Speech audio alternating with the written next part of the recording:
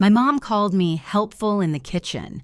Then a billionaire CEO shook my hand and said, "We're honored to work with you." Her smile froze. My dad looked away. I stand in my parents' kitchen on Christmas Eve, my hands trembling as I arrange sprigs of rosemary around the perfectly roasted turkey. The silver tray catches the light from the chandelier, reflecting my flushed face. My mother's voice drifts in from the dining room, sweet as honey, as she introduces my younger sister to someone important. This is our Jessica, the pride and joy of the family. She's currently working in public relations at Stratford Industries. Violet King announces, her tone full of maternal adoration. An executive position, you know, only 29 and already making waves in corporate America. The guests murmur their approval. I recognize Senator Johnson's voice among them, another Christmas Eve surrounded by the Massachusetts elite while I work in the kitchen. "And your other daughter?" someone asks. A brief pause. "Emily's around somewhere," her mother says dismissively. "She's quite handy in the kitchen." My stomach churns. 15 years of building Phoenix Events from scratch into a multi-million-dollar luxury events company. And to my mother, I'm still just a useful daughter who can be counted on to prepare family meals. The tray of turkey feels heavier in my hands. I straighten my shoulders and push through the swinging doors into the dining room. The conversation stops when I enter. 12 pairs of eyes turning to me, or rather, to the masterpiece I've been cooking for 8 hours. "Here she is," my mother says, her smile tense. As I place the turkey in the center of the table, sterling crystal, Royal Albert china, silver cutlery, all sparkling under the antique chandelier, she adds with a brittle laugh, "At least Emily is good for something." The room sways slightly. My cheeks burn as Senator Johnson's wife offers a sympathetic smile. I am 33 years old, responsible for coordinating presidential fundraisers and celebrity weddings, but here I am, serving others as if I were staff, not family. "Cranberry sauce from my grandmother's recipe," I manage to say, my voice steadier than I feel. Mother waves her hand dismissively. Emily has always been good at following instructions. I retreat to the kitchen, leaning against the marble counter. After 15 years, I'm still just a kitchen helper. That realization sits in my chest like a stone. 15 years, I whisper to myself, not believing it, and nothing has changed. I remember my first Christmas dinner for the family. 18 years old, desperately trying to please after enrolling in culinary school instead of pursuing the Ivy League path my parents had planned for me. While Jessica unpacked cashmere sweaters and diamond earrings, I stood in that same kitchen, terrified of disappointing them with my cooking. Just yesterday, Vivian had praised my business acumen after negotiating a contract with Sapphire Resorts, a $2.5 million deal that would elevate Phoenix Events to national recognition. "You're a strategic genius, Emily," she said, her eyes shining with genuine admiration. "They didn't even see you coming." The kitchen door swings open and my mother appears, her silver hair perfectly coiffed, her crimson dress tailored to conceal the effects of time. "The senator is waiting for dessert," she says, checking her pearl watch. "What's taking so long?" I look at the array of pies and trifles I've been baking since dawn. Something shifts inside me, a small, quiet rebellion. "I need a minute," I say, taking off my apron. Violet's eyes narrow. "Don't be so dramatic, Emily. This is what you're good at." My father appears in the doorway behind her, his tall frame now slightly stooped, his expression awkward but silent. Robert King, once a formidable businessman, is now retired and unwilling to contradict his wife of 38 years. "Is there a problem?" he asks in a quiet voice. "Emily's having one of her moments," my mother says. "I'm not having a moment," I reply quietly. I recognize the pattern. My father shifts uncomfortably. Outside the kitchen window, snowflakes fall on the manicured landscape of their Massachusetts estate, the same estate bought with money from the business my father sold, a business he never thought to share with me despite my degree in business administration. Mother gestures impatiently toward the desserts. The Jendersons and the Wilsons are waiting. Do you have any idea how important tonight is for your sister's connections? The implication hangs in the air between us. My success doesn't matter. Neither do my connections. Only Jessica's matter. I'll take them out, I say, picking up the first tray. Mother nods sharply and leaves. Father lingers a moment longer, opens his mouth as if to say something, then follows her without a word. In the dining room, I personally serve each guest, smiling professionally, the same smile I use at events where billionaires treat me with more respect than my own family. Jessica reigns supreme at the far end of the table, her blonde hair glistening in the light, her laughter musical as she entertains Senator Johnson with some anecdote about her latest PR triumph. My phone vibrates in my pocket just as I serve the last slice of chocolate truffle cake. I check it discreetly. Vivian. Emergency at the office. Problem with the Sapphire contract. Need you ASAP. I read the message twice. Vivian knows there is no emergency. This is our prearranged signal. Her offer of an escape route from family responsibilities that are becoming too burdensome. I am faced with a choice. Keep the peace or protect my dignity. The faces around the table blur slightly as I make my decision. I have to go, I announce, removing the napkin from my lap. A business emergency. My mother's expression hardens. On Christmas Eve? Surely whatever it is can wait until tomorrow.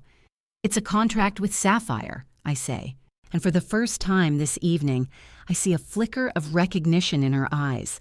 She has heard of Sapphire Resorts, even if she pretends not to follow my career. Emily runs some kind of catering business, she explains to Senator Johnson, her voice dripping with contempt. Event planning, actually, I correct her. We're coordinating Sapphire's national rebranding. The senator raises his eyebrows, impressed. A deal with Sapphire? That's a big contract. My mother's smile freezes. Jessica's eyes dart between us, suddenly alert. I really have to go, I say, gathering my coat and purse from the kitchen. Outside, Vivian's car idles in the circular driveway, snow gathering on its windshield. Her worried eyes meet mine as I get into the passenger seat. Same as last year? She asks gently. Worse, I reply. They know exactly what I'm doing. They just choose not to acknowledge it. As the car pulls away, I watch the warm glow of the family home recede in the side mirror. The realization crystallizes within me, transforming from pain into determination. This is the last holiday I'll spend as their servant, I say, my voice quiet but firm. Vivian nods, her hands steady on the wheel as we leave Massachusetts behind, heading for my real life, the one I built without their approval or recognition. I push open the heavy oak door of the Yellow Creek Country Club on a cold Wednesday afternoon. The smell of lemon polish and old money assaults my senses. 3 days after I fled my parents' Christmas dinner, Vivian convinced me to retrieve the business portfolio I had accidentally left in my father's office during a rare visit last month. They'll be at a club board meeting, she assured me. In and out, no confrontations.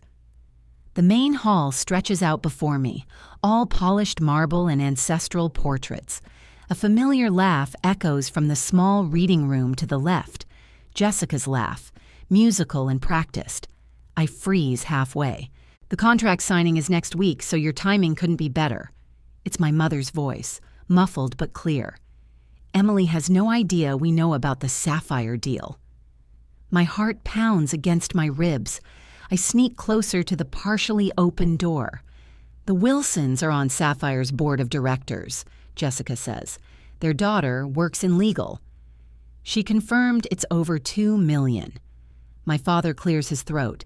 Keep your voice down, Jessica. There's no one here on a Wednesday afternoon, Dad, Jessica replies.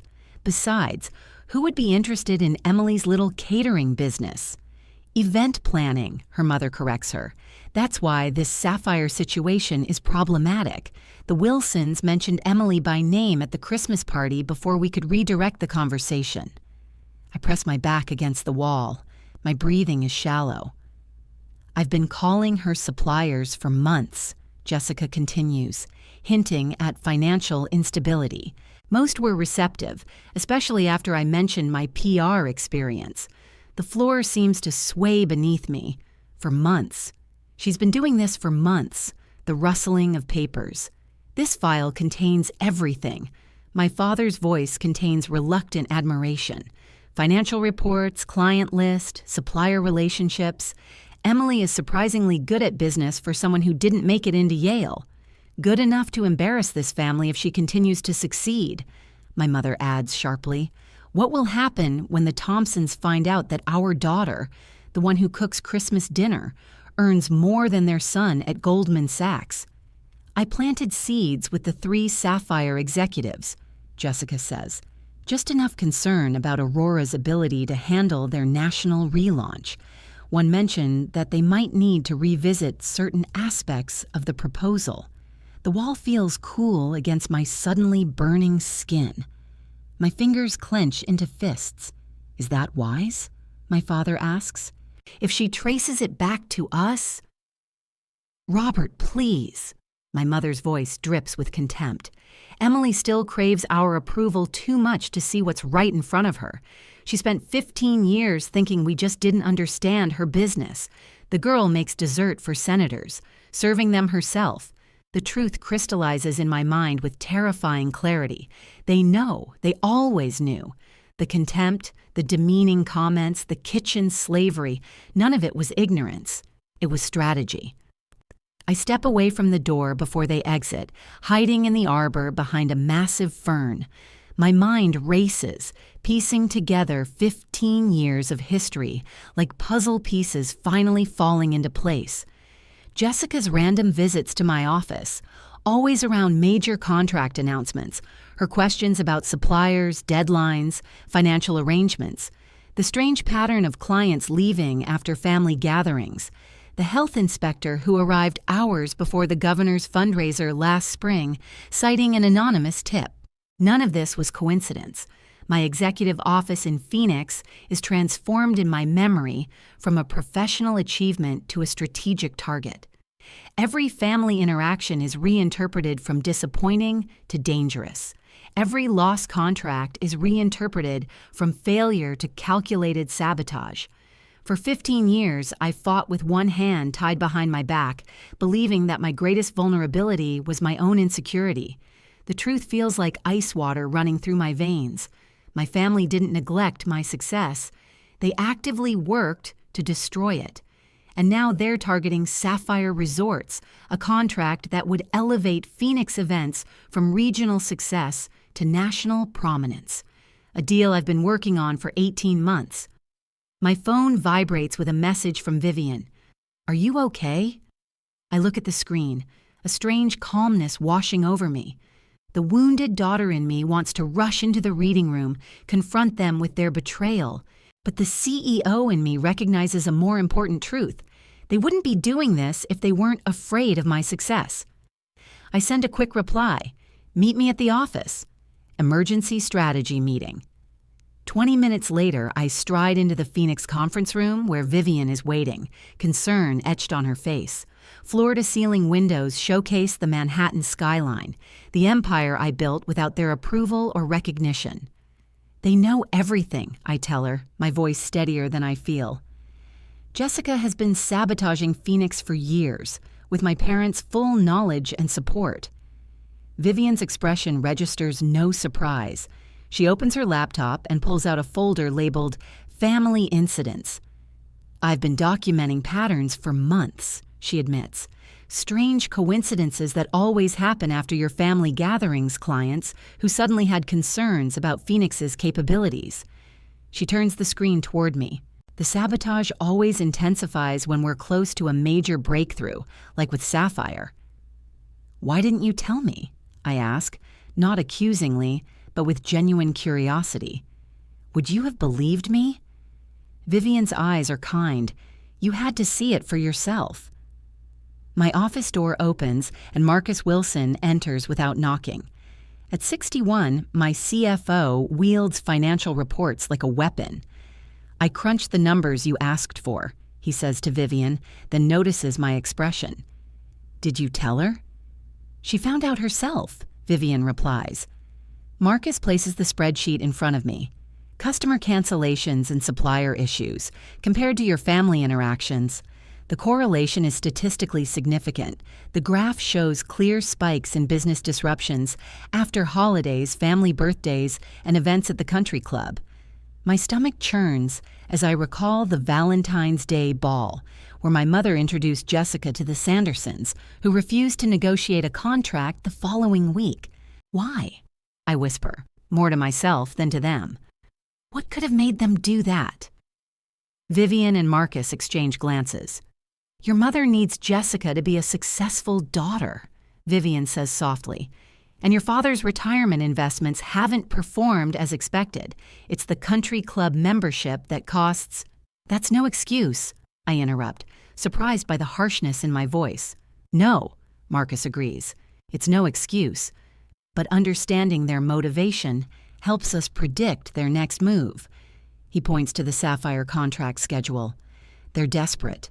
Their lifestyle is under threat, and your success threatens Jessica's position in their social circles.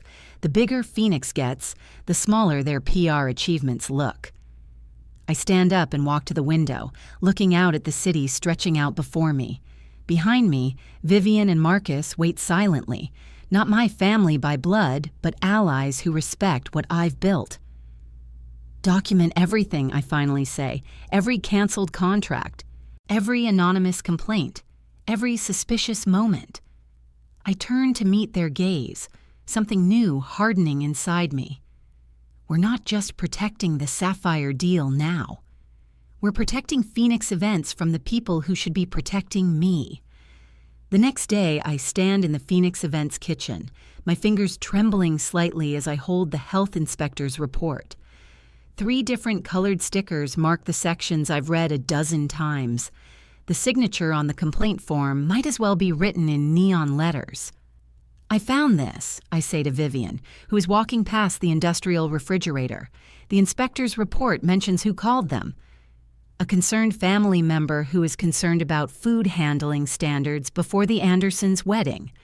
Vivian's eyebrows rise. A family member? You think? I know. The paper rustles as I squeeze it tighter.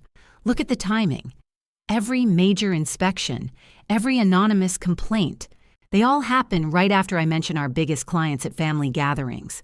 Vivian pulls a manila folder from her desk drawer. I've been keeping track for months. My chest tightens as she spreads the documents across the stainless steel prep table. Audit dates, family dinner dates, customer complaints that came out of nowhere. And most damning of all, Jessica's voice recording. Did you record her? I ask, skimming through the printed conversation. Last month at the supplier show, she approached Martinelli Lintz asking about our order volume, claiming to work for Phoenix Events. Vivian's voice hardens. She's been systematically contacting our suppliers, Emily. I press my palm against the cool metal table, stabilizing myself. I've been building this company for 15 years, brick by brick, contract by contract. And all this time, my own sister has been planting explosives under the foundation. The Sapphire contract signing is next week, I say, finally naming our shared fear. They'll try to stop it, Vivian confirms, but now we have proof. Then I think it's time to have lunch with my sister. I reach for my phone, a strange calmness washing over me. Somewhere public.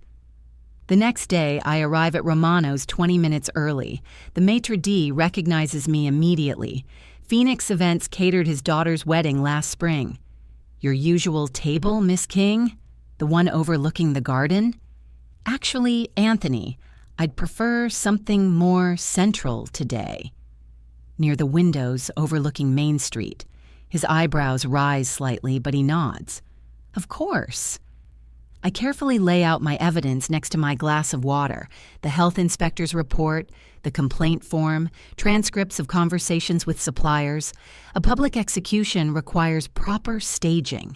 Jessica flits in at 12:15, 5 minutes late, as usual.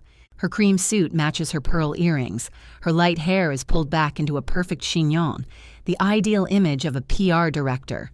She blows me a kiss before sitting down. "You look tired, Emily," she remarks, unfolding her napkin. "These big events must be so exhausting." "Yes," I smile thinly, especially when someone calls the health inspectors to our kitchen the day before. Her fingers pause on the menu, her eyes widening almost imperceptibly before she recovers. "What are you talking about?" "I found the inspector's report." I slide the document toward her. "They mentioned who called them. It was you. The noisy restaurant continues to operate around us. Waiters glide between tables, wine glasses clink, businessmen laugh, but a heavy silence hangs over our table. "You're being ridiculous," Jessica finally says, pushing the paper away without looking at it. "Really?" I place another document in front of her. "Here's a template of anonymous complaints, all filed within 48 hours of family gatherings where I mentioned upcoming events." Her cheeks flush slightly. "I don't have time for this." "Make time." My voice remains controlled, measured. "I also have records of you contacting our suppliers, pretending to work for Phoenix events." Jessica's eyes dart around the restaurant, noticing neighboring diners who might be eavesdropping. Her perfectly manicured hand reaches for a glass of water. "Mom's here," she says suddenly, relief washing over her face. Violet King approaches our table, elegant in a tailored burgundy dress. Her eyes take in the scattered papers, her smile wavering. "What's all this?" she asks, sitting down next to Jessica. "Evidence," I reply calmly, "of systematic sabotage against my company." Violet's face hardens. "That's a serious accusation, Emily, backed up by serious evidence." I hand the health inspector's report back to her. The inspector confirmed that it was Jessica who called them, claiming concerns about food safety. "We were concerned about your standards," Violet says, lowering her voice to a whisper. "After hearing about that unfortunate incident of food poisoning at—" "There was no incident of food poisoning," I lean forward. "It was a rumor spread by Jessica." "We've never had a single case of food poisoning at any Phoenix event." The waiter approaches. Violet waves him away with practiced charm before turning back to me, her voice sweet as honey but her eyes hard as flint. "You've always been so dramatic, Emily." "We're just looking out for the family's reputation." "You weren't looking out for us," I counter, my voice even despite the anger burning in my veins. "You sabotaged my business." Jessica shifts uncomfortably as the couple at the next table glances in our direction. For the first time in our history together, she explains while I control the conversation. "I was protecting our family name," Jessica hisses, leaning forward. "Your little catering business reflects on all of us. And after what I've heard about your sanitation—" "What you've made up about my sanitation," I correct her. "Phoenix Events has perfect health and safety ratings, higher than any other event company in the state." Violet puts a restraining hand on Jessica's arm. "Maybe we should discuss this privately." "No." The word comes out sharper than I intended. "We've had 33 years of privacy. Now we're going public." The murmur of neighboring diners confirms what I already know. We have an audience. For the first time, my family can't twist the narrative behind closed doors. Jessica's facade cracks slightly. "Okay, I called the health inspector. I was concerned after what I heard from the Jendersons." "The Jendersons who interviewed at your PR firm last month?" I slide a printout of their correspondence toward her. "The same Hendersons who mysteriously canceled their contract with Phoenix a week later." Violet's grip on her purse tightens. I can almost see her calculating the social cost of this confrontation. "What do you want, Emily?" she finally asks. "I want you to stop interfering in my business, both of you." I look directly at Jessica. "No more calls to suppliers. No more rumors to customers. No more health inspectors." Jessica's jaw tightens. "And if we don't stop?"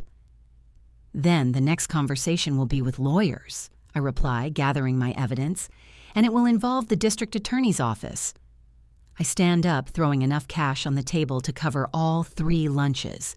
I've worked too hard for too long to let anyone, even family, destroy what I've built. Outside, Vivian is waiting in the company car, her encouraging smile visible through the window. My phone rings as I approach. "Marcus," I answer, sliding into the passenger seat. "The Sapphire contract review meeting just ended," our CFO reports. "Everything is going according to plan. No questions about our operating standards." Vivian pulls away from the curb as relief washes over me. "Did you tell them?" she asks, nodding toward the restaurant. "Everything," I confirm, watching my mother and sister through the window, their heads bent together in urgent conversation. They know I know. The car turns the corner just as Anthony, the restaurant owner, hurries to catch up with me. Vivian slows down as he approaches my window. "Miss King," he calls out, "I just wanted to say, we're hosting the Chamber of Commerce dinner next month. Would Phoenix Events be available to organize it?" The invitation, made in full view of the restaurant windows where my mother and sister are still seated, feels like more than a business opportunity. It's validation. "We'd be thrilled," I reply, feeling the first genuine smile of the day spread across my face. As Vivian drives to the office, I watch the restaurant recede in the side mirror. For the first time since founding Phoenix Events, I feel the power of the company against my family's manipulation. The evidence is irrefutable. The confrontation is over, and for the first time, I'm not the one explaining. On Monday of the following week, I stand by the conference room window, watching the rain run down the glass. It's been 3 days since I confronted Jessica at Romano's, but the satisfaction is gone, replaced by cold determination.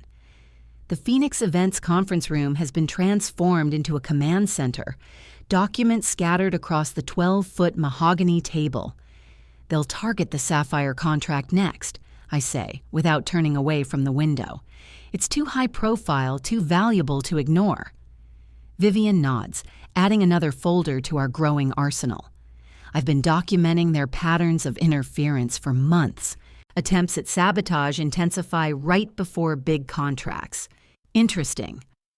I run my finger over the timeline we've created, 15 years of Phoenix Events history alongside my family's social calendar. Red flags mark every instance when a potential client suddenly backed out, a supplier inexplicably raised prices, or a health inspector showed up unannounced. "Look at the pattern," Marcus says, his gray hair catching the light as he leans forward. Our CFO's financial expertise brings analytical precision to what began as gut instinct. Every major setback corresponds to either a family gathering or one of Jessica's PR events. I sit down in the leather chair at the head of the table, no longer a daughter seeking approval, but a CEO defending her company. The walls of the conference room display framed photographs of our most successful events: presidential fundraisers, celebrity weddings, corporate rebrands. 15 years of building something meaningful despite systematic undermining. What vulnerabilities does Phoenix have that they can exploit? I ask, tapping my pen on the polished wood. Vivian slides the spreadsheet across the table. I've analyzed our supplier relationships, customer satisfaction metrics, and financial stability indicators. We're strong, but there are pressure points. The Sapphire contract requires flawless execution in 5 cities simultaneously. If they can cast doubt on our ability— "Marcus?" I interrupt. He adjusts his glasses. "I've prepared complete financial transparency documentation, 15 years of perfect audits, tax compliance, and stable growth indicators. If they attack our financial stability, we're ready." The rain intensifies outside, a fitting backdrop for our methodical planning. I feel no emotional satisfaction from the restaurant confrontation, only calm, strategic focus. "I need eyes and ears at the country club," I say. "Mom never misses lunch with the hospital board wives. They'll be discussing strategy there." Vivian nods. "Marcus from catering has a cousin who works in the service staff. He reports that your mother asked pointed questions about Vice President of Marketing Sapphire." I make a note in my leather notebook.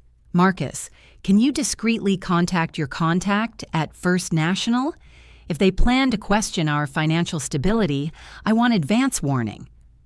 Already done, he replies, sliding the folder across the table. I've also prepared backup financing in case they try to pressure our current creditors. The methodical approach feels right. No emotional outbursts, just calculated defensive measures built on years of business acumen. I've been reacting to their sabotage for too long. Now I anticipate it. We need to consider, I begin, but Vivian's phone interrupts with a text notification. Her expression tightens as she reads the message. Emily, she says cautiously, they just hired Victoria Foster as their family PR consultant. The name hits me like ice water. Victoria Foster is the PR executive who sued Phoenix 3 years ago when we refused to hire her daughter as an events coordinator. The lawsuit was dismissed, but not before she tried to poison several client relationships with whisper campaigns about our hiring practices. They know, I say quietly. They know exactly where to hit us. Marcus frowns. Foster still has connections at Vanita Fur and the Journal. And she's been hungry for revenge since the lawsuit, Vivian adds. This isn't just about the contract anymore. They're targeting your professional reputation. I feel a momentary surge of anxiety before strategic clarity returns. I underestimated them. They're not just desperate. They're dangerous. And they know our company's vulnerabilities better than I thought. They're smarter than I gave them credit for, I say, turning back to the window. The rain has stopped, leaving the streets below glistening. Prepare media response templates for every possible accusation. We need to be ready to counter anything Foster might throw at us. I catch my reflection in the glass, my jaw set, my eyes focused. I barely recognize myself. Gone is the kitchen assistant seeking approval, replaced by a CEO defending what she has built. They want a war, I say. Let's make sure we win it. That evening, I look at the documents scattered across the conference room table. Marcus leans forward, his silver-rimmed glasses reflecting the fluorescent light as he adds another spreadsheet to the pile. The numbers tell a story of success and stability. 15 years of building Phoenix events into a powerhouse that even my family couldn't ignore. These financial transparency reports should address any concerns Sapphire may have, Marcus says, his deep voice steady as he gestures to the impeccably organized statements. I've included payment histories to suppliers, showing that we've never missed a deadline. Vivian nods, her chestnut hair catching the light as she places a leather portfolio next to his documents. And I've gathered testimonials from every major client over the last 3 years. The Vanderbilts were particularly enthusiastic about the summer charity ball. Good. I tap my fingertips on the polished mahogany. Let's also strengthen the language of the contract. I want ironclad protection against third-party interference. We worked methodically these past few days, anticipating every possible angle of attack. This isn't about the satisfaction I felt confronting Jessica at the restaurant. It's about protecting something bigger, my company, my legacy, my chosen family. We're not preparing for another skirmish, I tell them, my voice calmer than I feel. We're preparing for war. Vivian pulls her tablet closer, scrolling through her notes.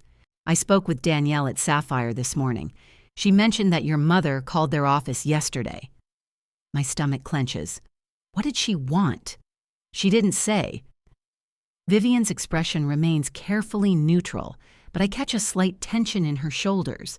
But Danielle thought it was strange that Mrs. King was asking about the project management team assignment, specifically who would be handling the contract. I freeze. Did she ask about you specifically? Vivian's eyes meet mine. By name. The conference room suddenly feels colder. It's one thing to go after me and my company, but Vivian. The thought of my family targeting her makes my blood boil. They're investigating everyone close to me. I realize aloud. Not just business, they're looking for personal vulnerabilities. Marcus takes off his glasses, polishing them with a handkerchief. This is a disturbing escalation. It's smart, I admit, hating the grudging respect I feel for their strategy. Target the people I trust and they'll weaken my defenses. I turn to Vivian, whose calm professionalism can't completely hide her concern. We need to protect you, too. I can handle myself, she says with quiet dignity, but I see the question in her eyes. How far will my family go? Emily, Vivian prompts, reading my expression with the ease of a long partnership. I need you to be careful, I finally say. Document everything. No one-on-one meetings with anyone in my family. Forward any unusual requests directly to me. She studies me for a moment, then nods. There's something you're not telling me. There's a lot I'm not telling you, I admit, because I'm not entirely sure what else they're capable of. Her expression softens. I've worked with you for 10 years. Whatever they try, we'll handle it together. Marcus clears his throat. I've adjusted the financial presentations to address any potential questions about Vivian's role in the company. Her track record speaks for itself. I glance between them. My chosen family, the people who believed in me when my blood relatives didn't. The stakes have suddenly risen beyond business success or professional vindication. Now I'm fighting to protect them too. By midnight, we've rebuilt our strategy. Additional documentation of Vivian's qualifications, testimonials from industry leaders, security protocols for our communications, each element carefully constructed to protect not just Phoenix events, but the people who make it what it is. Marcus picks up his jacket from the back of his chair. We're as ready as we can be, he says, his voice hoarse with fatigue. Meeting with Sapphire on Thursday. Vivian stands next to me by the window, looking out at the Manhattan skyline. The city lights reflect in her eyes as she says with quiet confidence, they won't know what hit them. I feel a strange calm wash over me as I survey our preparations. No longer an anxious daughter seeking approval, but a CEO defending what she has built. The transformation feels complete, from family servant to strategic defender. This week will bring the confrontation I've been preparing for since that Christmas Eve in my mother's kitchen. But today, for the first time, I'm not afraid of what my family might do. I'm ready for them. The next morning at the office, I glance at my phone as Sapphire's voicemail ends. My hand trembles as I place it on the table. Emergency board meeting tomorrow, 8 a.m. sharp. We need to discuss some concerns that have been raised about Phoenix events. The carefully measured pause in his voice tells me everything. My family has made its move. Vivian appears at my door, her face filled with concern. Emily? What happened? They went straight to Sapphire. I keep my voice steady despite the hell raging inside. They didn't just spread rumors this time. They called the CEO directly. Marcus rolls his chair out of his neighboring office, financial reports clutched in his hands. He's been working past midnight for 3 days straight, preparing our defense. The deep circles under his eyes match my own. How bad is it? He asks. Emergency board meeting tomorrow morning. Full financial review. Vivian sinks into the chair opposite my desk. They timed it perfectly. 1 day before the contract signing. I nod, bile rising in my throat. After 15 years of building Phoenix events, my family is now choosing to deliver its killer blow. The Sapphire contract represents everything we've worked for. National recognition, expansion into 5 new markets, validation of our business model. My phone rings again. This time it's a text from a long-term supplier. Emily? Jessica called asking about your payment history. Said she was working with your accountant. It seems suspicious. Thought you should know. I show the phone to Vivian and Marcus. They're methodical, says Vivian. They're going after our supplier relationships too. Marcus leans forward, his voice a low growl. They're contacting everyone.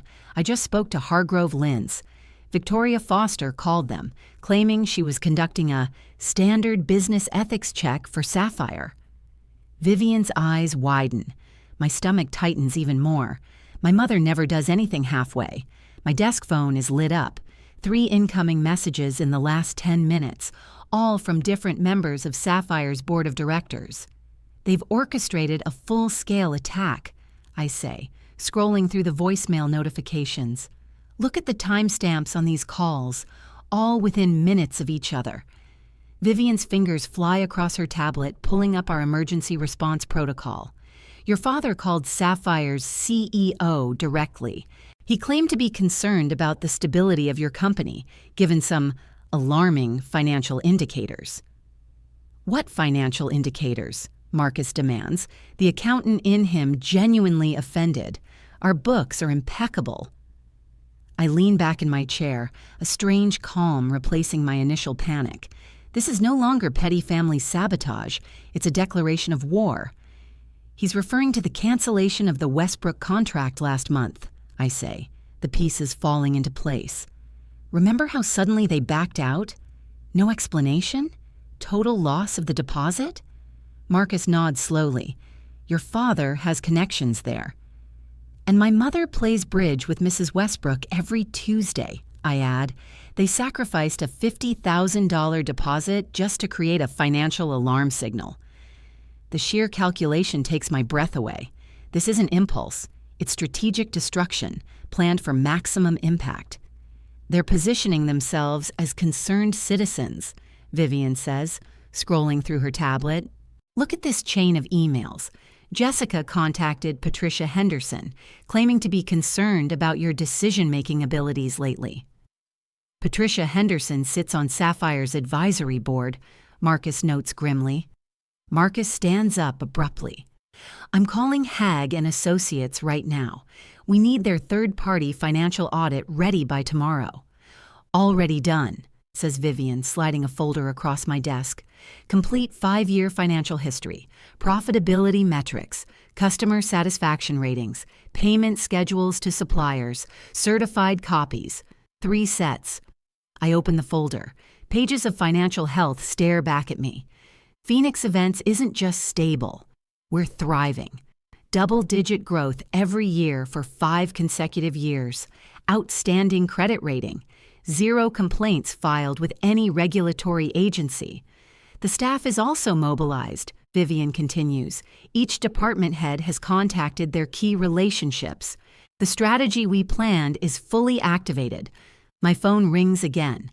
Not another Sapphire manager, but the caterer from my sister's wedding 3 years ago.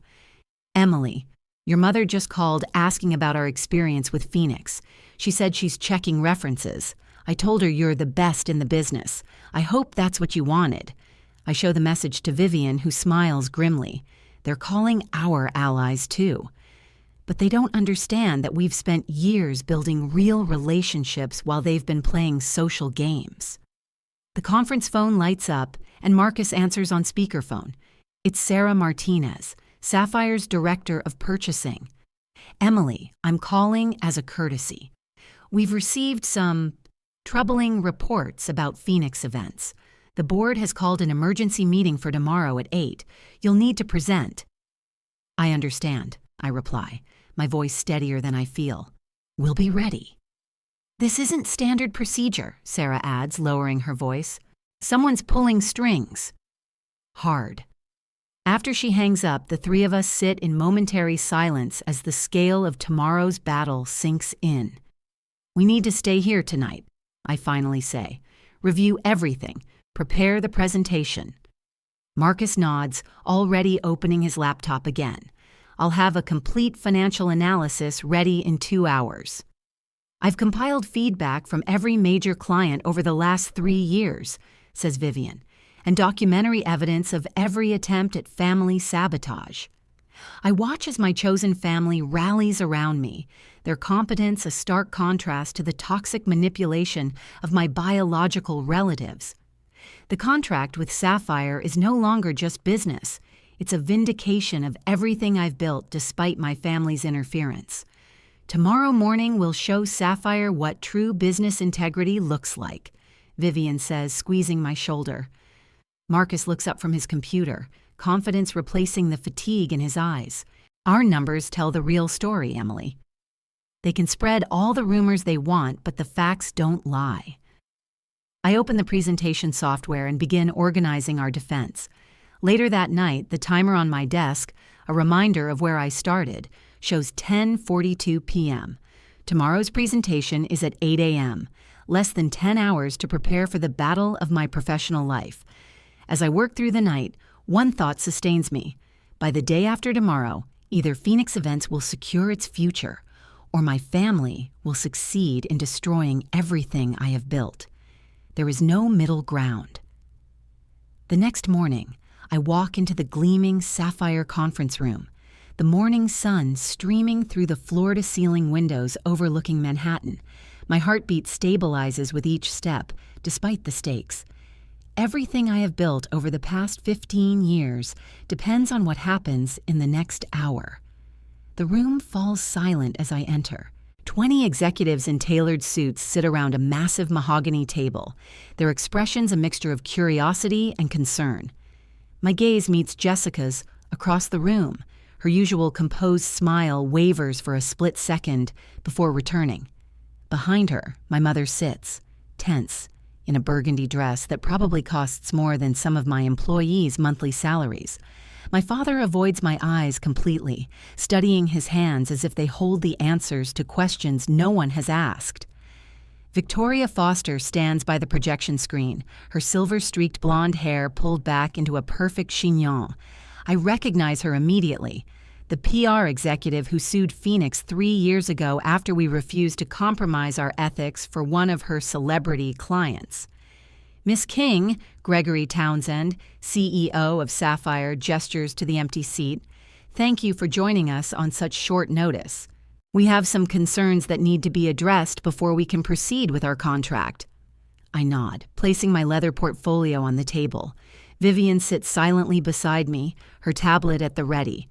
Marcus takes his place on my other side, his presence steady and reassuring. Victoria taps her tablet and the screen behind her lights up with Phoenix's financial records, or rather, a carefully edited version of them. After conducting a thorough analysis, Victoria begins, her voice carrying the practiced authority of someone who believes in her own fabrications. We have identified several troubling patterns regarding the stability and leadership of Phoenix Events. She clicks to the next slide, revealing a graph with selective downward trends. As you can see, customer retention has fluctuated significantly over the past 3 years. She continues, in addition, there have been troubling reports of inconsistent management practices. Mother leans forward, her voice sweet as honey with practiced concern. We felt it was our responsibility to bring these issues to light. We only want the best for everyone involved. The elegant deception might have worked if I were still the daughter seeking approval in their kitchen, but I am no longer that woman. Mr. Townsend, I say, opening my portfolio with steady hands, before we proceed, I would like to review these statements with complete transparency. I slide the USB drive toward their technical director. It contains Phoenix's complete financial records for the last 5 years, certified by 2 independent accounting firms. Marcus plugs in, his voice carrying the weight of 30 years in financial management. If I may, I have prepared a comprehensive analysis that tells a very different story. He hands out folders to each member of the board. You'll notice that our customer retention rate is actually 87% over 5 years, significantly higher than the industry average of 62%. Victoria tries to interject, but Townsend raises his hand, already scanning the documents with narrowed eyes. There's something else you need to know, I continue, my voice steady despite the rage burning in my chest. What you're witnessing is not business concern, but personal sabotage. I slide another folder toward Townsend. It contains documented evidence of systematic interference in Phoenix operations dating back 3 years. Vivian steps forward, activating the mirroring of her tablet on the main screen. May I present the evidence, Mr. Townsend? At his nod, she pulls up a timeline, meticulously documenting each instance of interference, anonymous complaints to health inspectors, calls to suppliers expressing concern about Phoenix, even recordings of Jessica actively discouraging potential customers. As Phoenix's chief operating officer for 10 years, Vivian says, her voice steady, I observed a pattern. Every major contract negotiation was preceded by some form of interference. This contract with Sapphire elicited the most aggressive response. The room becomes uncomfortably quiet as the board members review the evidence. Sister shifts in her seat, her knuckles white around the glass of water. "This is ridiculous," Mother interjects, her voice slightly higher than normal. "We were merely expressing legitimate concerns about Emily's business practices." "Then perhaps you can explain this," Marcus says, pointing to the email displayed on the screen, the one showing Jessica contacting Victoria Foster 3 weeks ago, specifically mentioning the Sapphire contract. Martin Reynolds, Sapphire's general counsel, leans forward. "Miss Foster, were you aware of the personal relationship between the Kings when you agreed to this presentation?" Victoria's composure falters only for a moment. "I was approached as a professional consultant regarding legitimate business concerns." Legitimate concerns, I repeat, opening another file, such as the health inspector sent to our kitchen on the eve of the Williams-Thompson wedding, the one who mentioned receiving an anonymous call from a concerned family member? I hand out copies of the inspector's report, which specifically notes that the caller identified themselves as the owner's family. Or perhaps the calls to our 3 regular suppliers hinting at Phoenix's financial difficulties. I continue, placing the phone records on the table. "Calls traced to your home phone, Dad." My father finally looks up, his expression a mixture of shame and stubbornness. "Your business wasn't built on solid foundations, Emily. We were trying to protect you from inevitable failure." "Protect me?" The words spill out before I can stop them. "By actively working to destroy everything I've built?" Townsend clears his throat, studying the documentation with growing concern. "This looks like personal sabotage disguised as business advice." He turns to Victoria. "Ms. Foster, your presentation deliberately misrepresented Phoenix's financial position." Victoria begins to defend herself, but Townsend stops her with a raised hand. "More alarmingly," he continues, "these actions appear to be coordinated specifically to interfere with our contract negotiations." A board member I recognize as Sarah Winters, Sapphire's Vice President of Operations, chimes in. "Last week, I received a call expressing concern about Phoenix's ability to handle our national relaunch. The caller identified herself as Jessica King. She never mentioned that she was connected to Emily. Jessica's perfect composure finally cracks. I was simply sharing relevant information about a company I am familiar with." "You are not familiar with my company," I reply, years of pent-up anger finally finding a voice. "You've never set foot in our offices. You've never attended a single event we've organized. You have never acknowledged my success except to undermine it." I stand up, addressing the board directly. "Phoenix Events has a 15-year track record of excellence. We have coordinated presidential fundraisers, managed disaster relief logistics, and built a reputation for absolute integrity. What you have witnessed today is the culmination of years of systematic interference from people who claim to care while actively working against us." 3 additional executives enter the room, representatives of companies that have worked with Phoenix for years. One by one, they testify to our reliability, our excellence, our integrity. "I have personally witnessed Phoenix Events handle million-dollar projects with flawless execution," says Thomas Richardson, CEO of Richardson Hotels. "They are the only event company we trust with our international conferences." Jessica stands up abruptly, her voice tense. "This is an ambush. We came here out of genuine concern." "No, we didn't," Townsend interrupts, studying the evidence in front of him. "The documentation here clearly demonstrates a pattern of deliberate interference designed specifically to undermine Phoenix's business opportunities." He turns to my family, his expression hardening. "I want to be absolutely clear. Any further interference in Sapphire's business relationships will result in legal action. Ms. Foster, you may wish to consult with your own attorney regarding your involvement in this matter." Victoria quickly gathers her materials, avoiding eye contact with everyone as she leaves the room. Her mother stands up, her perfect posture betrayed by a slight tremor in her hands. We were only trying to protect the family's reputation. The family's reputation? I repeat quietly. For 15 years, I have built this business on honesty, excellence, and transparency, values that should enhance any family's reputation. The only damage to your reputation comes from your own actions today. Townsend stands up, effectively ending the confrontation. Miss King, Emily, our board needs to consult briefly, but I believe we have seen everything we need to make a decision. Would you and your team please step outside? The next 30 minutes in the waiting area feel like hours. No matter what happens, Vivian squeezes my hand, you've already won. They can't touch you anymore.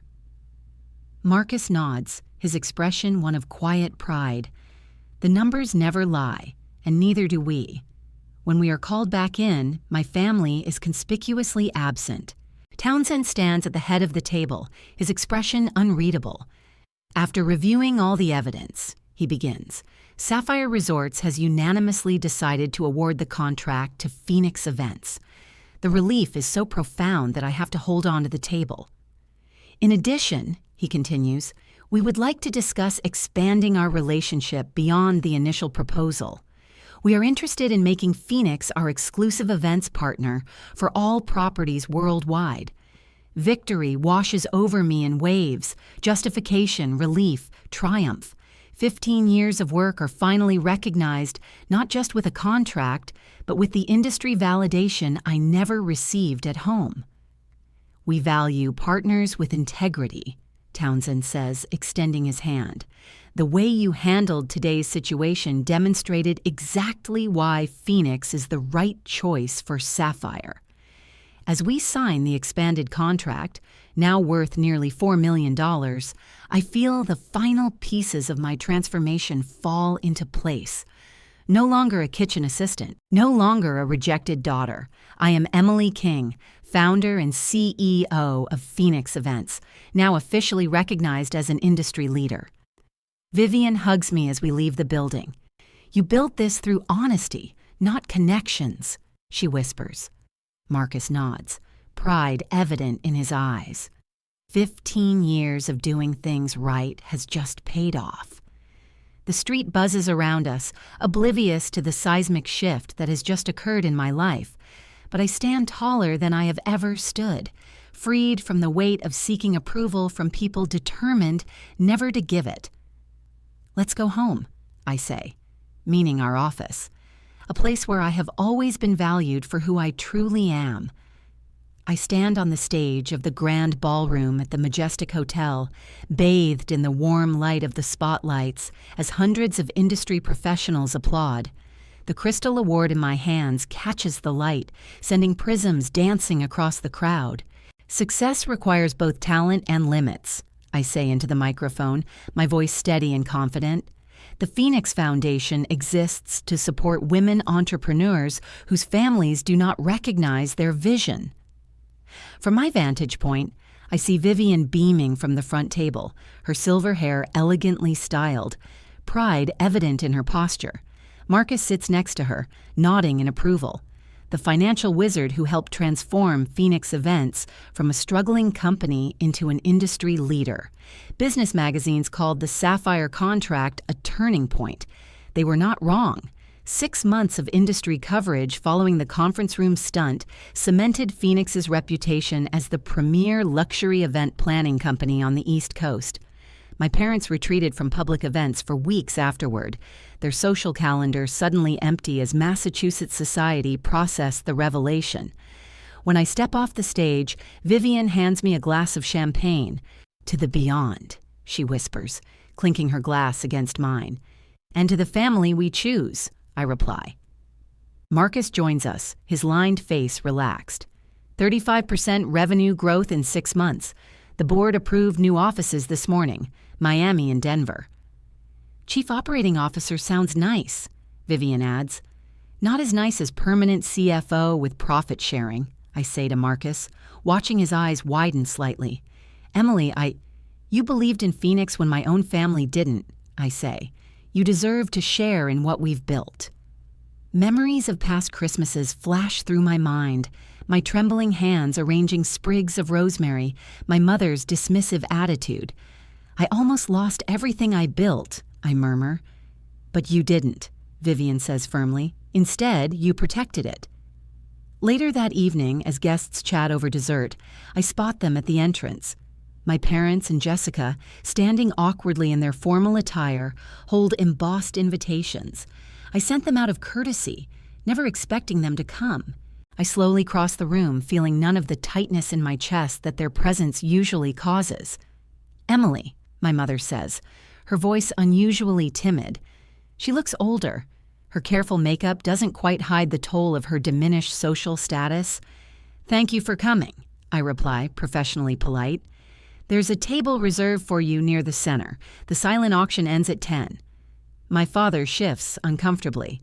"The expansion in Miami is significant." I nod. "The Sapphire contract has opened several doors."